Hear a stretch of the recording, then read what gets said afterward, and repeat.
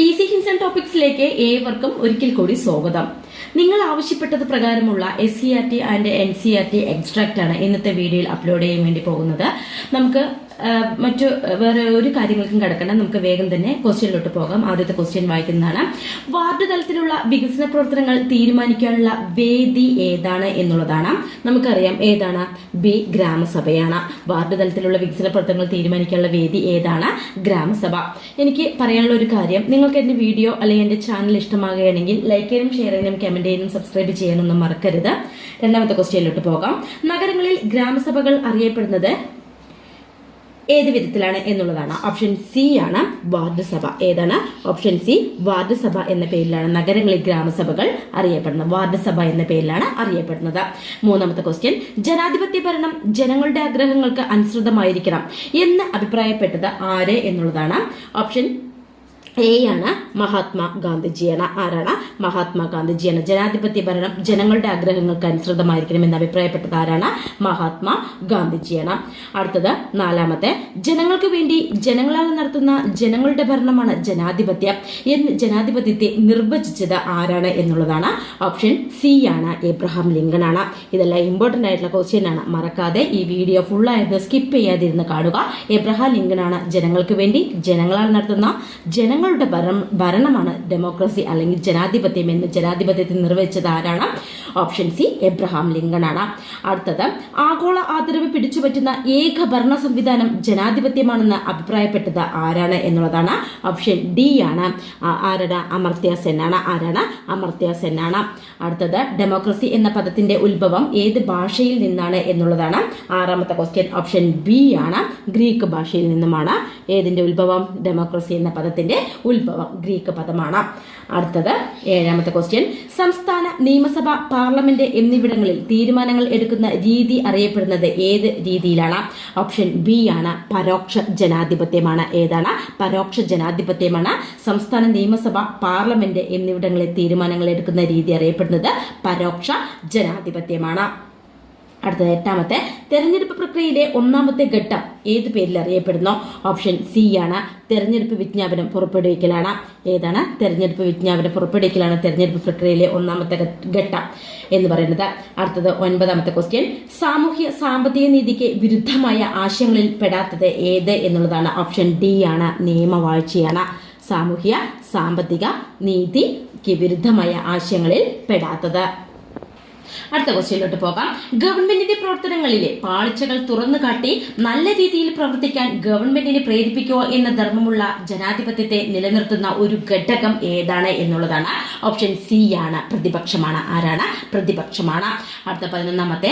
ഭരണഘടനാപരമായ രാജവാഴ്ച നിലനിൽക്കുന്ന രാജ്യം ഏതാണ് എന്നുള്ളതാണ്. ഓപ്ഷൻ എ ആണ്. ഭൂട്ടാനാണ്. ഏതാണ്? ഭൂട്ടാനാണ്. ഭരണഘടനാപരമായ രാജവാഴ്ച നിലനിൽക്കുന്ന രാജ്യമാണ് ഭൂട്ടാൻ. അടുത്തത്. മനുഷ്യാവകാശ ദിനമാണ് 12ാമത്തെ ക്വസ്റ്റ്യൻ. മനുഷ്യാവകാശ ദിനമാണ് 12ാമത്തെ. ഓപ്ഷൻ ബി ആണ്. ഡിസംബർ 10 മനുഷ്യാവകാശ ദിനം എപ്പോഴാണ്? ഡിസംബർ 10. അടുത്തത്. പെൺകുട്ടികളുടെ വിദ്യാഭ്യാസത്തിന് വേണ്ടി പോരാടിയതിന് 17ാം വയസ്സിൽ സമാധാനത്തിലുള്ള നോബൽ സമ്മാനം ലഭിച്ചത് ആർക്കാണ് എന്നുള്ളതാണ്. ഓപ്ഷൻ എ ആണ്. മലാല യൂസഫ് സായിക്കാണ്. എന്താണ്? പെൺകുട്ടികളുടെ വിദ്യാഭ്യാസത്തിന് വേണ്ടി പോരാടിയതിന് 17ാം വയസ്സിൽ സമാധാനത്തിലുള്ള നോബൽ സമ്മാനം ലഭിച്ചത് ആർക്കാണ്? മലാല യൂസഫ് സായിക്കാണ്. അടുത്തത്. 14ാമത്തെ ക്വസ്റ്റ്യനിലോട്ട് പോകുന്നതിന് മുമ്പ് ഞാൻ ചെയ്യാൻ പറഞ്ഞ കാര്യങ്ങൾ നിങ്ങൾ ചെയ്യാൻ മറക്കരുത്. ലൈക്ക് ചെയ്യാനും ഷെയർ ചെയ്യാനും കമന്റ് ചെയ്യാനും പ്രത്യേകിച്ച് സബ്സ്ക്രൈബ് ചെയ്യാനും മറക്കരുത്. 14ാമത്തെ ക്വസ്റ്റ്യൻ നമുക്ക് പോകാം. സർവ്വദേശീയ മനുഷ്യാവകാശ പ്രഖ്യാപനം നിലവിൽ വന്ന വർഷം ഏത് എന്നുള്ളതാണ്. ഓപ്ഷൻ ബി ആണ്. 1948 സർവ്വദേശീയ മനുഷ്യാവകാശ പ്രഖ്യാപനം നിലവിൽ വന്ന വർഷം എപ്പോഴാണ്? 1948. അടുത്ത 15ാമത്തെ. ജീവിക്കുവാനുള്ള അവകാശത്തിന്റെ ഭാഗം അല്ലാത്തത് ഏതാണ്? ഓപ്ഷൻ ഡി ആണ്. തൊഴിലാണ്. ഏതാണ്? തൊഴിലാണ്. അടുത്തത്. വിദ്യാഭ്യാസ അവകാശ നിയമം പാർലമെന്റ് പാസാക്കിയ വർഷം ഏത് എന്നുള്ളതാണ് 16ാമത്തെ ക്വസ്റ്റ്യൻ. ഓപ്ഷൻ ബി ആണ്. 2009 വിദ്യാഭ്യാസ അവകാശ നിയമം പാർലമെന്റ് പാസാക്കിയ വർഷം. അടുത്തത്. 17ാമത്തെ. വിദ്യാഭ്യാസ അവകാശ നിയമം അനുസരിച്ച് സൗജന്യ വിദ്യാഭ്യാസം ഉറപ്പാക്കുന്ന കുട്ടികളുടെ പ്രായപരിധി എത്ര എന്നുള്ളതാണ്. ഓപ്ഷൻ ഡി ആണ്. Answer 6 to 14. ഏതാണ്? 6 to 14 വിദ്യാഭ്യാസ അവകാശ നിയമം അനുസരിച്ച് സൗജന്യ വിദ്യാഭ്യാസം ഉറപ്പാക്കുന്ന കുട്ടികളുടെ പ്രായപരിധി. അടുത്തത് നിർഭയ പദ്ധതി ബന്ധപ്പെട്ടിരിക്കുന്നത് ഏതുമായിട്ടാണ് എന്നുള്ളതാണ്. ഓപ്ഷൻ സി ആണ്, സ്ത്രീ സുരക്ഷയുമായി ബന്ധപ്പെട്ടിട്ടുള്ളതാണ് നിർഭയ പദ്ധതി. അടുത്തത് 19ാമത്തെ ജനാധിപത്യ വ്യവസ്ഥയിൽ നിങ്ങളും ഞങ്ങളും തുല്യരാകും ആരുടെ വാക്കുകളാണ് എന്നുള്ളതാണ്. Option D, Nelson Mandela. അടുത്ത ക്വസ്റ്റ്യനിലോട്ട് പോകാം. പട്ടാള ഭരണം ഏതുതരം ഗവൺമെന്റുകളിൽ പെടുന്നു എന്നുള്ളതാണ് 20ാമത്തെ ക്വസ്റ്റ്യൻ. ഓപ്ഷൻ ബി ആണ്, ജനാധിപത്യേതര ഗവൺമെന്റിലാണ് പെടുന്നത്. പട്ടാള ഭരണം ഏതുതരം ഗവൺമെന്റിൽ ഉൾപ്പെടുന്നു? ജനാധിപത്യേതര ഗവൺമെന്റിൽ ഉൾപ്പെടുന്നതാണ്. അടുത്ത 21ാമത്തെ താഴെ തന്നിരിക്കുന്നവയിൽ ശരിയല്ലാത്ത പ്രസ്താവന കണ്ടെത്താനാണ് നമുക്ക് തന്നിരിക്കുന്നത്. അതുകൊണ്ട് പ്രസ്താവന രീതിയിലുള്ള ഒരു ക്വസ്റ്റ്യൻ ആയതുകൊണ്ട് തന്നെ നമുക്ക് ഓപ്ഷൻസ് വായിക്കാം. മനുഷ്യാവകാശ സംരക്ഷണ നിയമം പാർലമെന്റ് പാസാക്കിയത് 1993-ലാണ്. രണ്ടാമത്തത് ജസ്റ്റിസ് രംഗനാഥ മിശ്രയാണ് മനുഷ്യാവകാശ കമ്മീഷന്റെ ആദ്യ ചെയർമാൻ. മൂന്നാമത്തെ ജയിലുകളും മറ്റും സന്ദർശിച്ച് അന്തേവാസികളുടെ ജീവിത സൗകര്യം പഠിച്ച് ശുപാർശകൾ നൽകുന്നത് ദേശീയ മനുഷ്യാവകാശ കമ്മീഷന്റെ ചുമതലയാണ്. ഓപ്ഷൻ ഡി തന്നിരിക്കുന്നത് 1996 കേരള സംസ്ഥാന മനുഷ്യാവകാശ കമ്മീഷൻ നിലവിൽ വന്നു. ഇതില് ശരിയല്ലാത്ത പ്രസ്താവനയാണ് നമുക്ക് കണ്ടെത്താൻ തന്നിരിക്കുന്നത്. 21ാമത്തെ ക്വസ്റ്റ്യൻ ഓപ്ഷൻ ഡി ആണ്, 1996 കേരള സംസ്ഥാന മനുഷ്യാവകാശ കമ്മീഷൻ നിലവിൽ വന്നു എന്നുള്ളതാണ് ശരിയല്ലാത്ത പ്രസ്താവന. അടുത്ത 22ാമത്തെ 2014 സമാധാനത്തിനുള്ള നോബൽ സമ്മാനം ലഭിച്ച ബാലവേലയ്ക്കെതിരെ പ്രവർത്തിക്കുന്ന വ്യക്തി ആരാണ് എന്നുള്ളതാണ്. ഓപ്ഷൻ സി ആണ്, കൈലാസ് സത്യാർത്ഥിയാണ്. ആരാണ് 2014 സമാധാനത്തിനുള്ള നോബൽ സമ്മാനം ലഭിച്ച ബാലവേലയ്ക്കെതിരെ പ്രവർത്തിക്കുന്ന വ്യക്തി? കൈലാസ് സത്യാർത്ഥിയാണ്. അടുത്തത് 23ാമത്തെ സ്ത്രീകളുടെ ഉന്നമനത്തിനായി സ്ത്രീ വിവേചന ഉന്മൂലന ഉടമ്പടി ഐക്യരാഷ്ട്രസഭ അംഗീകരിച്ച വർഷം ഏത് എന്നുള്ളതാണ്. ഓപ്ഷൻ ഡി ആണ് ആൻസർ. 1979-ലാണ് സ്ത്രീകളുടെ ഉന്നമനത്തിനായിട്ട് സ്ത്രീ വിവേചന ഉന്മൂലന ഉടമ്പടി ഐക്യരാഷ്ട്രസഭ അംഗീകരിച്ച വർഷം 1979-ആണ്. അടുത്ത 24ാമത്തെ ക്വസ്റ്റ്യൻ നെൽസൺ മണ്ടേല അംഗമായിരുന്ന രാഷ്ട്രീയ പാർട്ടി ഏതാണ് എന്നുള്ളതാണ്. 24ാമത്തെ ക്വസ്റ്റ്യൻ ഓപ്ഷൻ എ ആണ്, ആഫ്രിക്കൻ നാഷണൽ കോൺഗ്രസ് ആണ്. ഏതാണ്? ആഫ്രിക്കൻ നാഷണൽ കോൺഗ്രസ് ആണ്. നെൽസൺ മണ്ടേല അംഗമായിരുന്ന രാഷ്ട്രീയ പാർട്ടി ഏതാണ്? ആഫ്രിക്കൻ നാഷണൽ കോൺഗ്രസ് ആണ്. അടുത്തത് 25ാമത്തെ കേരളത്തിൽ തദ്ദേശ സ്വയംഭരണ സ്ഥാപനങ്ങളിലെ വനിതാ സംവരണം എത്രയാണ് എന്നുള്ളതാണ്. 25ാമത്തെ ക്വസ്റ്റ്യൻ ഓപ്ഷൻ ബി ആണ്, 50%. എത്രയാണ്? 50%. കേരളത്തിൽ തദ്ദേശ സ്വയംഭരണ സ്ഥാപനങ്ങളിലെ വനിതാ സംവരണം എത്രയാണ്? 50%. അടുത്തത് 26ാമത്തെ ക്വസ്റ്റ്യൻ ഇന്ത്യൻ ഭരണഘടന ഔദ്യോഗികമായി നിലവിൽ വന്നത് എന്ന് എന്നുള്ളതാണ്. 26ാമത്തെ ക്വസ്റ്റ്യൻ ഓപ്ഷൻ സി ആണ്, 1950 ജനുവരി 26-നാണ് ഇന്ത്യൻ ഭരണഘടന ഔദ്യോഗികമായി നിലവിൽ വന്നത്. ഇമ്പോർട്ടന്റ് ആയിട്ടുള്ള ഒരു ക്വസ്റ്റ്യൻ ആണത്. ഇന്ത്യൻ ഭരണഘടന ഔദ്യോഗികമായിട്ട് നിലവിൽ വന്നത് എന്ന് എന്നുള്ളതിന്റെ ആൻസർ 1950 ജനുവരി 26-നാണ്. 26ാമത്തെ ക്വസ്റ്റ്യൻ. അടുത്തത് 27ാമത്തെ ഇന്ത്യൻ ഭരണഘടനയുടെ രൂപീകരണത്തിനായിട്ട് വേണ്ടി വന്ന കാലയളവ് എത്ര എന്നുള്ളതാണ്. 27ാമത്തെ ഓപ്ഷൻ ഡി ആണ്. എത്ര? 2 വർഷവും 11 മാസവും 17 ദിവസവും. 2 വർഷം 11 മാസം 17 ദിവസം. ഇന്ത്യൻ ഭരണഘടനയുടെ രൂപീകരണത്തിനായിട്ട് വേണ്ടി വന്ന കാലയളവാണ് 2 വർഷം 11 മാസം 17 ദിവസം. അടുത്ത ക്വസ്റ്റ്യനിലോട്ട് പോകാം അല്ലെ. ഭരണഘടന നിർമ്മാണ സഭയിൽ അധ്യക്ഷനായിട്ട് തെരഞ്ഞെടുക്കപ്പെടുന്ന വ്യക്തി ആരാണ്?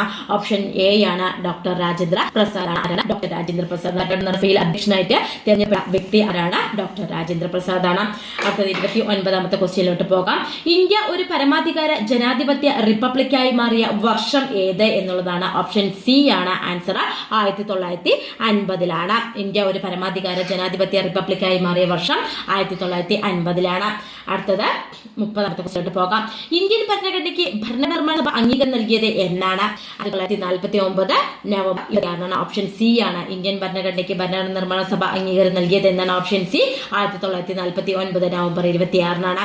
31ാമത്തെ ക്വസ്റ്റ്യൻ ഇന്ത്യൻ ഭരണഘടനയുടെ ആമുഖം ഭേദഗതി പ്രാബല്യത്തിൽ വന്നത് എന്ന് എന്നുള്ളതാണ്. 31ാമത്തെ ക്വസ്റ്റ്യൻ ഓപ്ഷൻ സി ആണ് ആൻസർ. 1977 ജനുവരി 3-നാണ് ഇന്ത്യൻ ഭരണഘടനയുടെ ആമുഖം ഭേദഗതി പ്രാബല്യത്തിൽ വന്നത്. എപ്പോഴാണ്? 1977 ജനുവരി 3-നാണ്. അടുത്ത 32ാമത്തെ ക്വസ്റ്റ്യനിലോട്ട് പോകാം. ഇന്ത്യൻ ഭരണഘടനയുടെ 42ാം ഭേദഗതി പ്രകാരം ആമുഖത്തിൽ പരമാധികാര ജനാധിപത്യ റിപ്പബ്ലിക് എന്നതിന് പകരം കൂട്ടിച്ചേർത്തത് എന്താണ് എന്നുള്ളതാണ്. ഓപ്ഷൻ ഡി ആണ്, പരമാധികാര സ്ഥിതി സമത്വ മതേതര ജനാധിപത്യ റിപ്പബ്ലിക് എന്നാണ് കൂട്ടിച്ചേർത്തത്.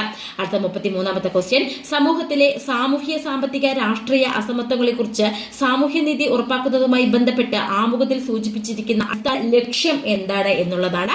ഓപ്ഷൻ ബി ആണ്, സ്ഥിതി സമത്വമാണ്. ഏതാണ്? സ്ഥിതി സമത്വമാണ്. അടുത്തത് പ്രസിഡൻഷ്യൽ സമ്പ്രദായം നിലനിൽക്കുന്ന ഒരു രാജ്യം ഏത് എന്നുള്ളതാണ് 34ാമത്തെ. ഓപ്ഷൻ സി ആണ്, ഫ്രാൻസ് ആണ്. ഏതാണ്? ഫ്രാൻസ് ആണ്. അടുത്തത് 35ാമത്തെ ക്വസ്റ്റ്യൻ. ഭരണഘടന ഉറപ്പു നൽകുന്ന മൗലികാവകാശങ്ങൾ 35ാമത്തെ ക്വസ്റ്റ്യൻ തന്നിരിക്കുന്നത് ഓപ്ഷൻ ഡി ആണ്. സാമൂഹ്യ രാഷ്ട്രീയ നീതിയിൽ അധിഷ്ഠിതമായ ഒരു വ്യവസ്ഥിതി കെട്ടിപ്പടുത്തുകൊണ്ട് ജനങ്ങളുടെ ക്ഷേമത്തിനുള്ള അവകാശം എന്നതാണ് ഇതിന്റെ ആൻസർ. അടുത്ത ക്വസ്റ്റ്യനിലോട്ട് പോകാം. 6 മുതൽ 14 വയസ്സ് വരെയുള്ള എല്ലാ കുട്ടികൾക്കും സൗജന്യവും നിർബന്ധിതവുമായ വിദ്യാഭ്യാസം എന്നതിനെ കുറിക്കുന്ന അനുച്ഛേദം ഏത് എന്നുള്ളതാണ് 36ാമത്തെ ക്വസ്റ്റ്യൻ. ഓപ്ഷൻ സി ആണ് ആൻസർ.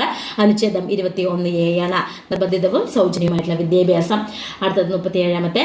ഭരണഘടനയെയും ഭരണ സ്ഥാപനങ്ങളെയും ആദരിക്കാനും പ്രകൃതിയെ സംരക്ഷിക്കാനും ഇന്ത്യയുടെ മഹത്തായ സാംസ്കാരിക പാരമ്പര്യം കാത്തു സൂക്ഷിക്കാനും പൗരന്മാരെ പ്രേരിപ്പിക്കുന്ന ഭരണഘടനയിലെ ഭാഗം ഏത് എന്നുള്ളതാണ് 37ാമത്തെ ക്വസ്റ്റ്യൻ. ഓപ്ഷൻ എ ആണ് ആൻസർ. മൗലിക ഏതാണ്? മൗലിക കർമ്മങ്ങളാണ്. അടുത്തത് 38ാമത്തെ ക്വസ്റ്റ്യനിലോട്ട് പോകാം. നമുക്ക് താഴെ തന്നിരിക്കുന്ന പ്രസ്താവനകൾ പരിശോധിച്ച് ശരിയായവ കണ്ടെത്താനാണ് നമുക്ക് തന്നിരിക്കുന്നത്. 38ാമത്തെ ക്വസ്റ്റ്യന്റെ ആൻസർ വായിക്കാം. ഓപ്ഷൻ സി ആണ്. 1ഉം 2ഉം ശരിയാണ്. ഏതാണ് നമുക്ക് നോക്കാം. 1ഉം 2ഉം ശരി. ഏതാണെന്ന് നോക്കാം. മൗലികാവകാശങ്ങൾ കോടതിയിൽ കോടതിയെ സമീപിക്കാനാവില്ല എന്നുള്ളതാണ് 1ഉം 2ഉം ശരി എന്നുള്ളത്. അടുത്തത് 39ാമത്തെ ക്വസ്റ്റ്യൻ. നിയമവാഴ്ച അതിന്റെ പരിഷ്കൃതവും ആധുനികവുമായ രൂപത്തിൽ വികസിച്ചതിന് അടിസ്ഥാനമായത് രാജ്യത്തിന്റെ ഭരണഘടനയാണ് എന്നുള്ളതാണ്. ഓപ്ഷൻ ഈ ബ്രിട്ടൻ ആണ്. നിയമവാഴ്ച അതിന്റെ പരിഷ്കൃതവും ആധുനികവുമായ ഈ രാജ്യത്തെ തന്നെയാണ്. Option Britain. ഭക്ഷ്യസുരക്ഷാ ബിൽ പാർലമെന്റ് അംഗീകരിച്ച നിയമമാക്കിയ വർഷം ഏത് എന്നുള്ളതാണ് 40ാമത്തെ. ഓപ്ഷൻ ഡി ആണ് ആൻസർ. 2013 ആണ്. അടുത്തത് അലിഖിത ഭരണഘടനയുള്ള രാജ്യങ്ങൾ കണ്ടെത്താൻ ഇമ്പോർട്ടന്റ് ആണത്. 41ാമത്തെ ക്വസ്റ്റ്യൻ നോട്ട് ചെയ്ത് വെക്കാം. അലിഖിത ഭരണഘടന, അതായത് എഴുതപ്പെടാത്ത ഭരണഘടനയുള്ള രാജ്യങ്ങൾ കണ്ടെത്താനാണ് നമുക്ക് 41ാമത്തെ ക്വസ്റ്റ്യൻ തന്നിരിക്കുന്നത്. ഓപ്ഷൻ സി ആണ് ആൻസർ. 3ഉം 4ഉം 6ഉമാണ്. ക്വസ്റ്റ്യനിലോട്ട് പോകാം. വിസ്തൃതവും പ്രാദേശിക വൈവിധ്യം നിറഞ്ഞതുമായ ഇന്ത്യയിൽ ഈ വൈവിധ്യത്തെ ഉൾക്കൊണ്ട് രാജ്യത്തെ ഒന്നിച്ചു നിർത്താൻ സഹായിക്കുന്ന ഭരണ സംവിധാനം ഏത് എന്നുള്ളതാണ് 42ാമത്തെ ക്വസ്റ്റ്യൻ. ഓപ്ഷൻ സി ആണ്. ഫെഡറൽ സംവിധാനമാണ്. ഏതാണ്? ഫെഡറൽ സംവിധാനമാണ്. അടുത്ത ക്വസ്റ്റ്യനിലോട്ട് പോകാം. സിവിൽ കേസുകൾ കൈകാര്യം ചെയ്യുന്ന ഇന്ത്യയിലെ ഏറ്റവും താഴ്ന്ന കോടതി ഏത് എന്നുള്ളതാണ്. ഓപ്ഷൻ ഡി ആണ്. മുൻസിഫ് കോടതിയാണ്. അടുത്തത് ഇന്ത്യയിലെ നീതിന്യായ സംവിധാനത്തിന്റെ ധർമ്മപ്പെടാത്തത് കണ്ടെത്താനാണ് 44ാമത്തെ ക്വസ്റ്റ്യൻ തന്നിരിക്കുന്നത്. ഓപ്ഷൻ സി ആണ്. നിയമനിർമ്മാണമാണ്. ഏതൊക്കെ നമുക്ക് ഓപ്ഷൻസ് വായിക്കാം. നിയമ സംരക്ഷണം ഉറപ്പാക്കുക, കുറ്റവാളികളെ ശിക്ഷിക്കുക, നിയമനിർമ്മാണം, പൗരന്മാരുടെ അവകാശങ്ങൾ സംരക്ഷിക്കുക. ഇത്രയും 4 ഓപ്ഷൻസ് ആണ് തന്നിരിക്കുന്നത്. അതിലുത്തരം നിയമനിർമ്മാണമാണ്. അടുത്ത 45ാമത്തെ. സ്വത്തവകാശം മൗലികാവകാശമല്ലാതായി മാറിയ ഭരണഘടനാ ഭേദഗതി. ഇമ്പോർട്ടന്റ് ആയിട്ടുള്ള ക്വസ്റ്റ്യൻ ആണ്. ഓപ്ഷൻ ബി ആണ്. 44ാം ഭരണഘടനാ ഭേദഗതിയാണ്. സ്വത്തവകാശം മൗലികാവകാശമല്ലാതായി മാറിയ ഭരണഘടന. ഓപ്ഷൻ ബി ഭേദഗതി. 6ാമത്തെ. വിദ്യാഭ്യാസാവകാശം മൗലികാവകാശമായി മാറിയ ഭരണഘടനാ ഭേദഗതി പാർലമെന്റിൽ അവതരിക്കപ്പെട്ട വർഷം ഏത് എന്നുള്ളതാണ്. ഓപ്ഷൻ ഡി ആണ് ആൻസർ. 2002 പാർലമെന്റിൽ അവതരിപ്പിക്കപ്പെട്ട വർഷമാണ്. അടുത്തത് 47ാമത്തെ. സ്ത്രീ പുരുഷ ഭേദമന്യേ എല്ലാവർക്കും തുല്യ ജോലിക്ക് തുല്യവേതനം അനുവദിക്കുക എന്ന് അനുശാസിക്കുന്ന ഭരണഘടനയിലെ ഭാഗം ഏതാണ് എന്നുള്ളതാണ്. ഓപ്ഷൻ സി ആണ്. മാർഗനിർദ്ദേശക തത്വങ്ങളാണ്. ഏതാണ്? മാർഗനിർദ്ദേശക തത്വങ്ങളാണ്. അടുത്ത 48ാമത്തെ ക്വസ്റ്റ്യനിലോട്ട് പോകാം. ഇന്ത്യൻ ഭരണഘടനയുടെ ആമുഖം എഴുതിയത് ആര് എന്നുള്ളതാണ്. ഓപ്ഷൻ ബി ആണ്. ജവഹർലാൽ നെഹ്റു ആണ്. ഇന്ത്യൻ ഭരണഘടനയുടെ ജവഹർലാൽ നെഹ്റു ആണ്. അടുത്ത 49ാമത്തെ. ഇന്ത്യൻ ഭരണഘടനാ ഡ്രാഫ്റ്റിംഗ് കമ്മിറ്റിയുടെ അധ്യക്ഷൻ ആരായിരുന്നു എന്നുള്ളതാണ്. ഓപ്ഷൻ എ ആണ്. ഡോക്ടർ BR അംബേദ്കർ ആണ്. അടുത്തത് 50ാമത്തെ ക്വസ്റ്റ്യൻ. ഇന്ത്യൻ ഭരണഘടന വിഭാവനം ചെയ്തിരിക്കുന്ന ഭരണ സമ്പ്രദായം ഏത് എന്നുള്ളതാണ്. ഓപ്ഷൻ എ ആണ്. പാർലമെന്ററി ഭരണ സമ്പ്രദായമാണ്. അപ്പോൾ നിങ്ങൾക്ക് എന്റെ വീഡിയോ ഇഷ്ടമാവുകയാണെങ്കിൽ ലൈക്ക് ചെയ്യാനും ഷെയർ ചെയ്യാനും കമന്റ് ചെയ്യാനും സബ്സ്ക്രൈബ് ചെയ്യാനും മറക്കരുത്. അത് മാത്രം ചെയ്താൽ പോരാ, തൊട്ടടുത്ത് നിന്ന് ബെല്ലൈക്കൺ ബട്ടൺ കൂടി നിങ്ങൾ പ്രസ് ചെയ്യുക. എങ്കിൽ മാത്രമാണ് ഞാനിടുന്ന ഓരോ വീഡിയോകളും നിങ്ങൾക്ക് നോട്ടിഫിക്കേഷനിലൂടെ ലഭ്യമാകുക. Thank you.